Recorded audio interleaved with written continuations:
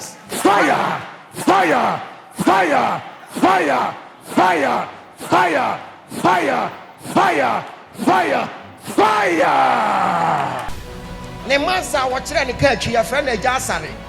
Ya wasare. Omo friend no take your time. Come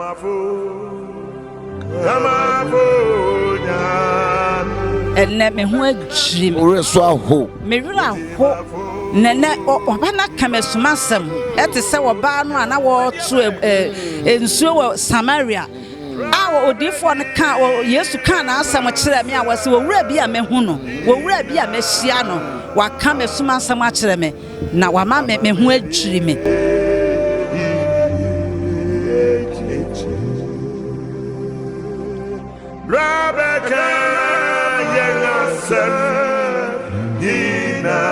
No, he's very powerful. God hands is in that man.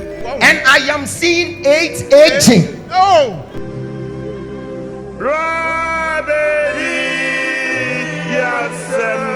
Pastor Jima, Daddy, what do you for being over to Sadi Fui? And not just me who dear men yet, na me who dear men can. Did I catch a rade? Me catch a rad and say me dana say. Say adie bia la e wabusua mu a edi enya no ene nya me nam ne difo Ogyaba so ama ehintasem nyina daddy na wayi ye fi empokyere ene wowu a ye nam mu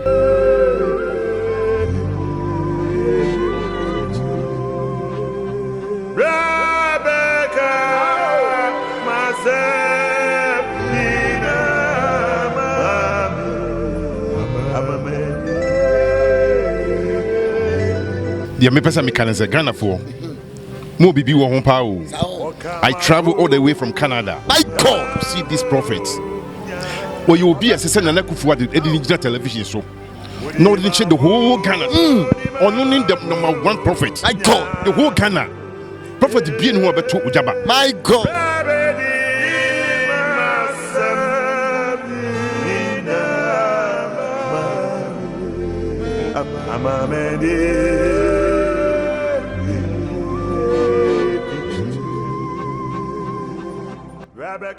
And then the prophecy is ditto. Create authentic. No, not those who say that kind of thing. You don't see it from him. Is what? wonderful man. Who say we mo TV so. Say TV no. Honorable Idris. Ono na ma Haji Atoma.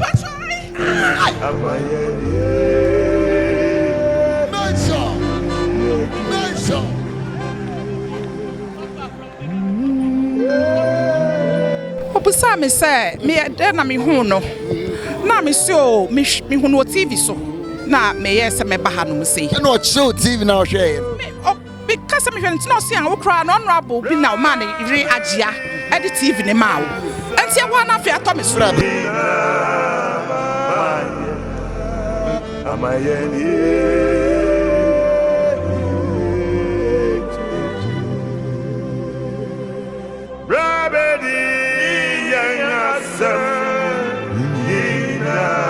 Enti me de me ka kire nipa bia ne se awie brei onyankopon yi Ogyaba e de ama ya awie brei mu enti se wo ti TV no ho na se wo hu se bibi kwaso Enya agro ni edi ni ha. agro na ye di enya chinyedifu So what the okan? chinyedifu a wo bewu kwa wo bre nso ye Me mama krampa no ye wu no na de odi mama ye chi no 24 no.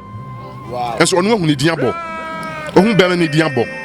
Me papa din wabo. Me nua no mo wo America part Eric na obo mu din. Obo me ma din. Che say de me hu ni say onyame atutu na ni India go prete so. And odi anointing wo ya for no wasan de ahye. Oh, you great man. And I'm seeing the tiles like black and white. Yes.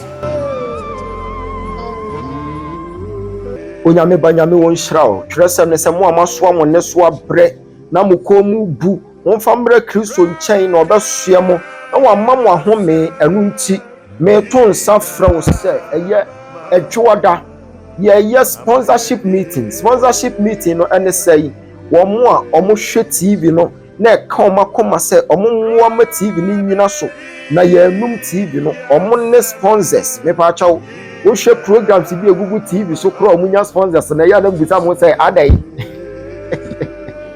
program bi gugu TV so omo kora nya sponsors so na nka tum nyame adwuma ye kanyame asɛm akyerɛ wo ai TV ne boa den ɛnuti nkɔfo bi omo nyame sumo ntiaseɛ omo so omo de omo bɛboa ama yɛtua TV ne ka omo ne yɛto nsa from Monday wei ɛwɔ Kumase atonso aputuoja Monday anopa Kumase atonso aputuoja ɛka wakɔma sɛ wɔmfa wo sika ɛmra mɛboa nyame adwuma na wokuta 1000 Ghana cedis efiri wɔkɔ nyinara wobɛtumi di sika like wodi sika bi saa ɛbɛboa nyame adwuma ɛna menje na memmɔ mpaeɛ ma wo na wase hey wonim Peter mo apenso edu baabi sɛ na asɔre ne kora de ka Peter mo apenso asɔre ne de ka Peter mo apenso ɛyɛ da na asɔre ne kora de ka Peter mo apenso hey abra omu ni TV station omu ni FM station omu ntua light bill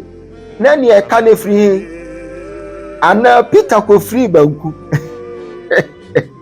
ɛno ne kyerɛ wo sɛ yɛn ya pensu na wo hwɛ sidie wo ba asɔre dem air condition ye wo TV so ye kasa wa ha na ye tuatua bills no ɛkyerɛ sɛ nyame adwuma yɛn ya pensu ɛka wo mu sini Peter mo pen no so nti yɛn yakura no nka ene church no can demand for 10% to there be.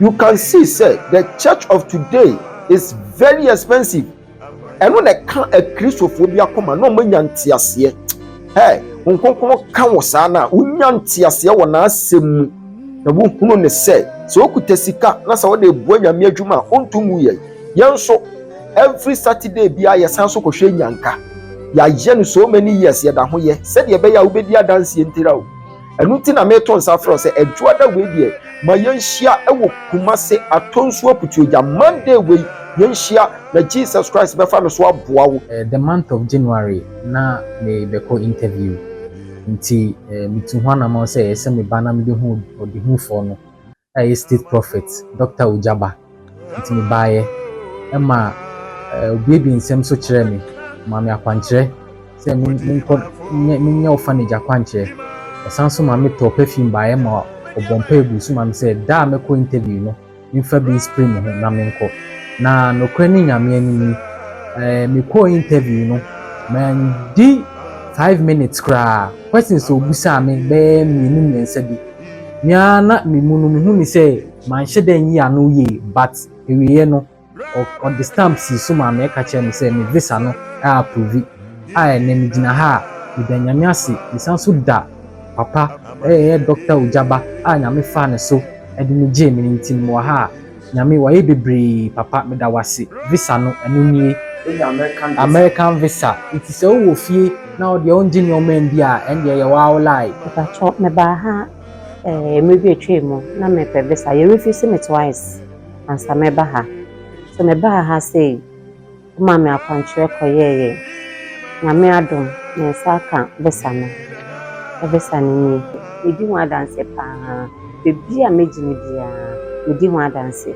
aha say Uber transformation factory hana nia one gender enu mesi wa hanamo nia bi abefele say oh wait there it's not possible enye ye oh visa there enu anu say o document akọ embassy na ye de amaw we enye say okofa sofu bia so ansa wenya no me pese me ka say enye no credit ye di kan work e wo transformation factory ha ansa na wako embassy ho na wako akọje visa one for hadia eni na me say na which one wrong ka apo Ogyaba nyame enhyira wo Ghana fo nyina eyeme kwame apia mene mahire lab na yakasafi US eye papa Ogyaba enwosra na mayensu yase me kai say mra ye ko interview ya documents no na problem wo yankasa kra ni enim ba papa Ogyaba eka che say document problem wo be kodu embassy wansa ye detect sa problem but na Ogyaba nyamenti na e wo say yensa ka visa papa ma ya kwanche ka krebi ya kwanche ni wie no problem na embassy no omo ntimi ehun po na mo detect nyame enhyira Ghana fo nyina nyame enhyira papa Ogyaba nyame enhyira Ogyaba fie efi se nya nyame a anka yen so se no kwa ye be de ni asebi papa ngosra bibi o ye bia ye no kore se nkronkro wo mu a ukọ papa Ogyaba fie a bo se nyame ena de ne ye adwuma nti mo a mo Ghana na mo adwen aye mo ntanta no wo problem wo ho mfa nhyɛ wo ko Ogyaba fie na kwanche o de be ma wo ebema ekwan ebiebi na wo nso wasebi this year yeah ye begu US papa Ogyaba a platform so a ye wo nipa bro 1000 omo nyina no dia ni say wo betie na asem na ne obetire obi abeye doctor umama kwanche doctor umama kwanche no a within umama kwanche no three ona ka kire say menko umama kwanche say menko ye that day na me ye ni 2 days and omo frame me say adena ni 2 days no omo frame me say adena ba just say me see so me apply me 2 kwan da me kra me apply obi timi de 5 years so obi so 2 kwan obi person obi o de be 2 years one me dey just say within 2 months pe doctor ade nyame na moso ya ma me no me say me makoma hu Christ oh but sponsorship meeting ukuta 1000 Ghana o person de buo nyame adwuma me say wo bebu ha da meda wase no me say wo baba bedu ha meta mo ahye kire na mabompa ya mawo me wi a maka kire say osoro onka wo no ntra wahye omie wadwuma mu said ya be ya ubenya bia buo nyame adwuma enya mo na mo buo TV ya anka sese nka dum enko form TV adum ye bebre but ye de me say ye TV ne de me ne wo TV na wo hwe de yankopon nim se wo kora wo kakra waka ho eno na ma TV na gina so abetim sese enti da bia me bompa ya mamu nyina body ma covenant partners nyina ra me to nsa fra badwada we ma yenhia na yan sponsor TV no nyame adwuma na wode usika be wura mu no wode usika wura mu a ebesi ukra yie ye hia wo Kumasi atonso aputuja edwada nopa na matana se wo baba duru ho na se wo se mikuta wei na me de bua TV na ye be ma wo card no wo baba be hia me wo manim na afi me de mensa to won sa ye ma bompa ya ma na me ni wadi won komo e hia kokom ba akomienu na me de akwankyere nso asan kyew na wa sore na wokọ wode ne ba ye no na o yare ye ba na o yare ma no so na wode ne ba ye ma no so na endu ye nsumpo na wo pa kyew na ye den ye pa nkrofo a wo he na ye ho na ye ba wo ho no eno mo so ane ba office ane ba ye du office wo na ma asema wo ka kire me say ade dudu duru a ye di aba office ni which is eyowufo me dana me dwen ho ena wo man akwankire na ye koi ye koi within 3 days a me di akwankire ne koma na o ye no 3 days my sister na da ho no ntumi ye hwe no onya hwe no wa so re gina ho wa sama Jesus me say den ye dan ya me ase me wife so ba ha for yefun na ya atwen ni ma be 6 years na mba nti me wife ye ba counseling na dia ye ba na e different ba ye wie no na oba ne kai so na ne de yefun na o ka kire ni say nyame wa ewie ba yankopon wa hye ne ho anionyam wa ma yan baby girl Bose ka sama Jesus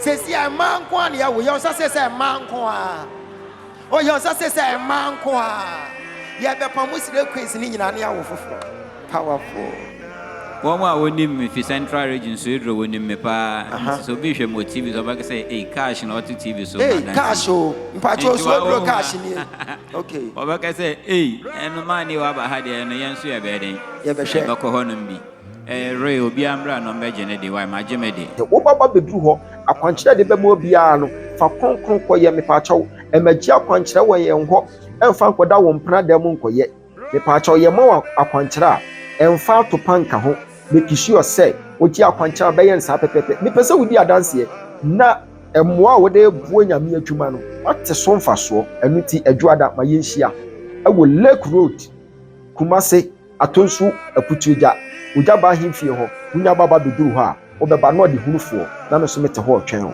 nyame won hyiraw sɛ ye hyia as a sponsor for my ministry, I don't joke with my sponsors at all. I love all my sponsors, and I will see to it I shall attend to you. Then I give thanks to God, and I pray for you as well. So I'm personally inviting you that this coming Monday at Kumasi Atonsua Putuja, we are having sponsorship meeting. Come and join hands with us to work on equal terms in the house of God. And at the end of the day, if you are seeking for the fruit of the womb, you will surely testify.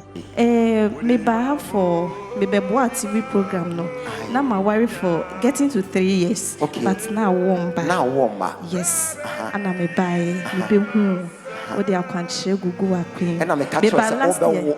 Yes. Now be warm back. Ah Jesus. And then last year February.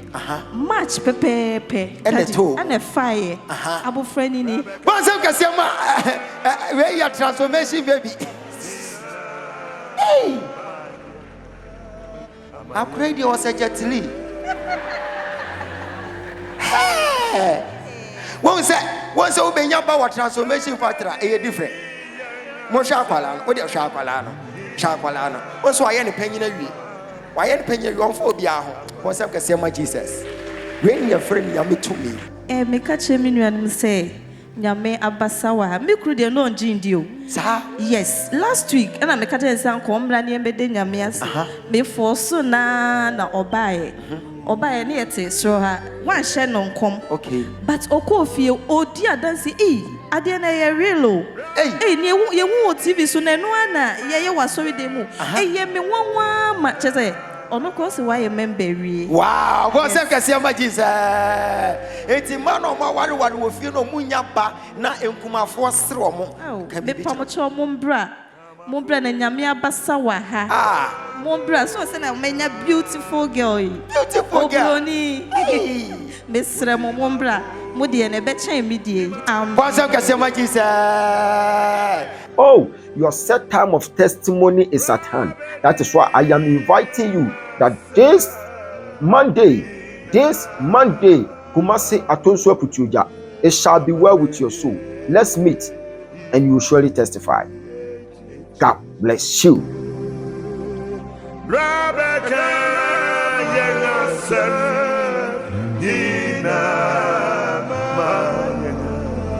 Amayeni